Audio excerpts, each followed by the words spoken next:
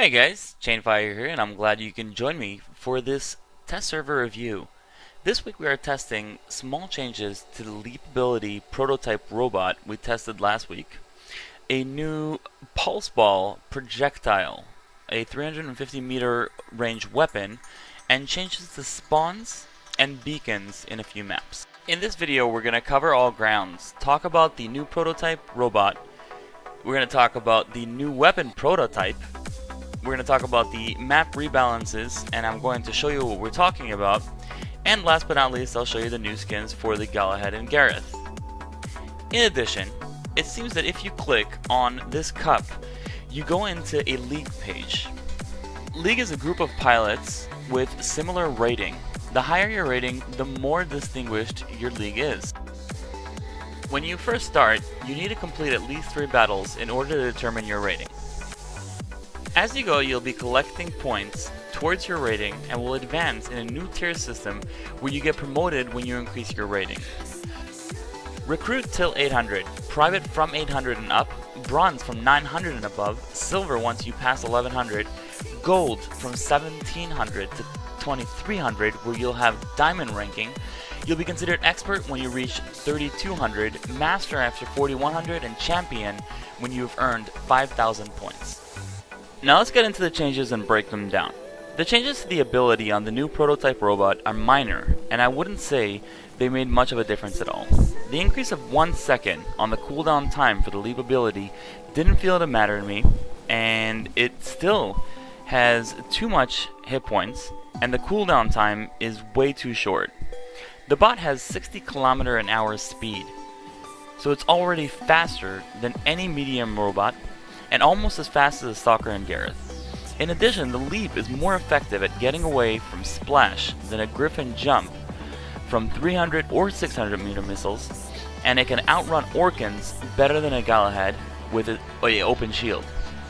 It travels the map in seconds and can grab beacons faster than you should be able to with any robot, and it can leap out of range of 350 meter range with ease.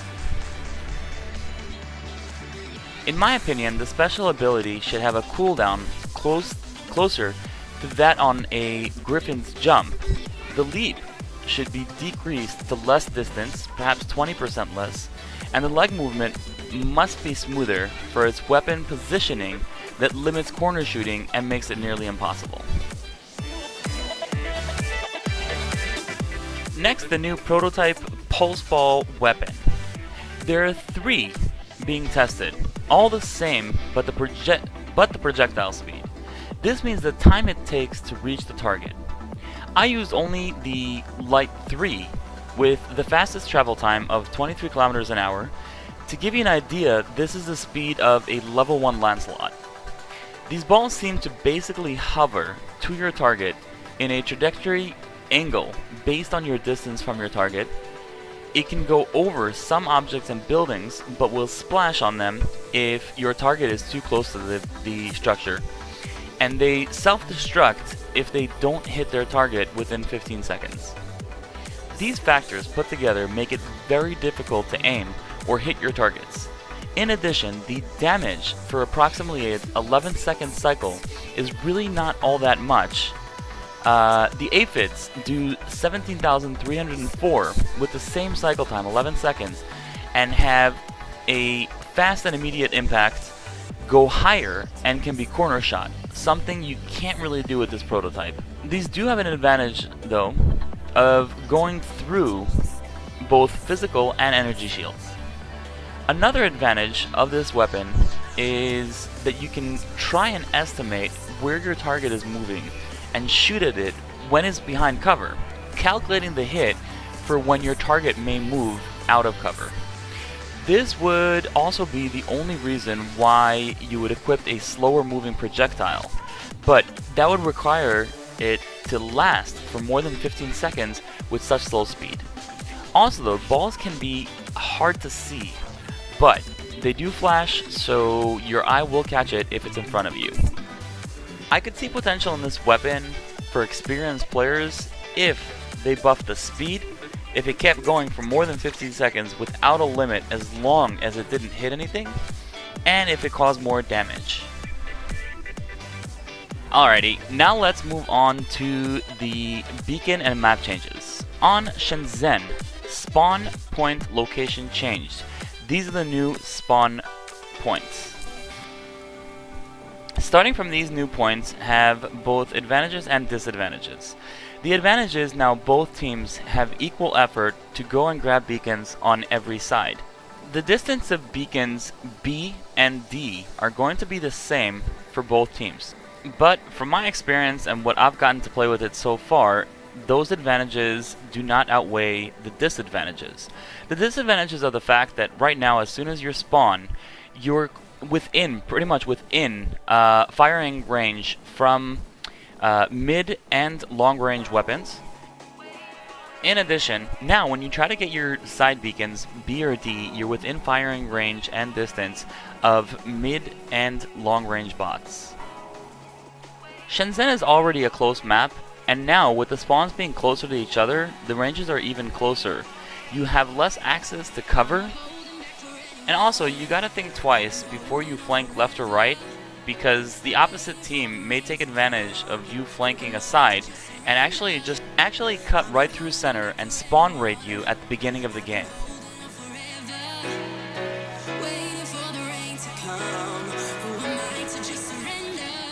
Also, it appears that spawning on this side puts you at a disadvantage, because over here on the side you're more exposed and have less cover than those who spawn on the opposite side.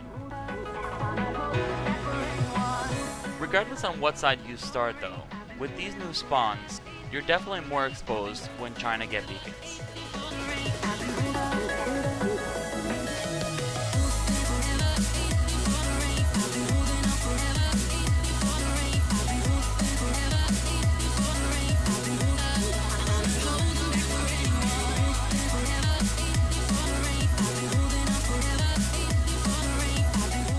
Let's continue to Yamantau.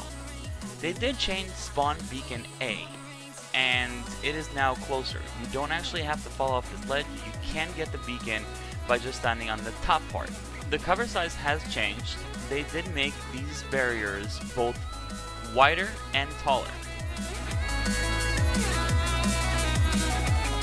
According to the developers, 2 beacons and central platform locations have changed, but I did not notice that.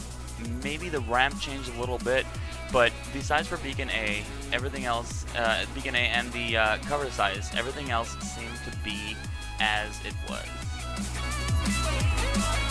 The only thing I can think of is maybe the map was shortened and everything is closer to each other. Also, I did notice that the map was a little smoother and there was less sliding.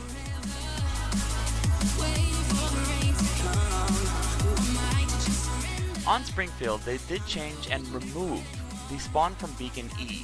That is because that spawn definitely gives that team an advantage over the other. I did not see another spawn point removed, but they did change one spawn point, and now instead of spawning on the far bridge, you spawn in front of it, right here. From this position, you have easier access to center beacon, and to get B, you just go up the ramp. Going back to this prototype weapon, I'm going to let you guys enjoy a few clips and catch up with you in a little bit.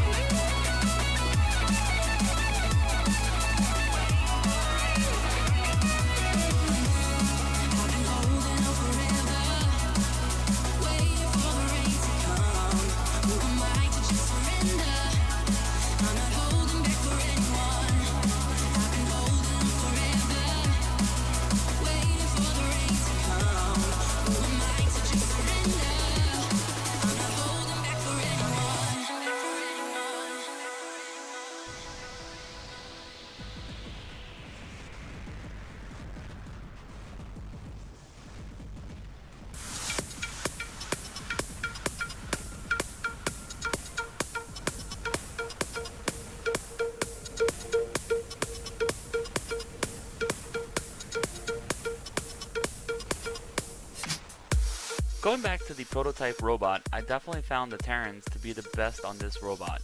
Also, it traveled across the long maps really fast, so use this as your beacon grabber.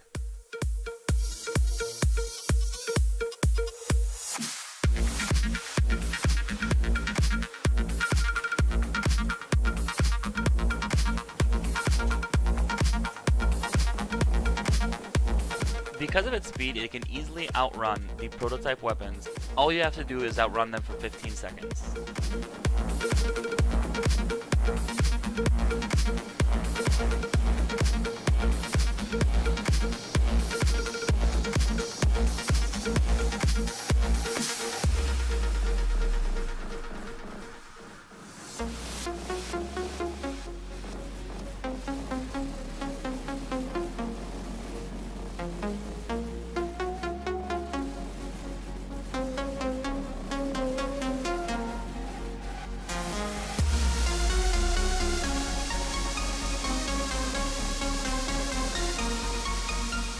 The organs do require a little more skill and patience. What you want to do is leap into Ansel shields and take out Lancelot's, Carnage's, and Fujin's by once again leaping into their shield, and that way you don't have to take out their shield, you go straight to their HP.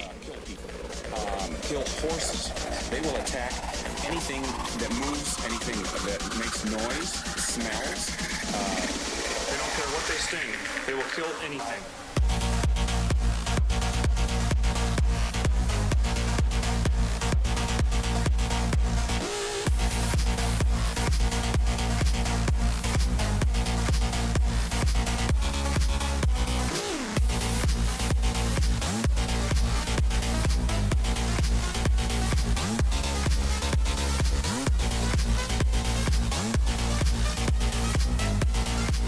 Last but not least, the new skins and paint jobs for the Gareth and the Galahad.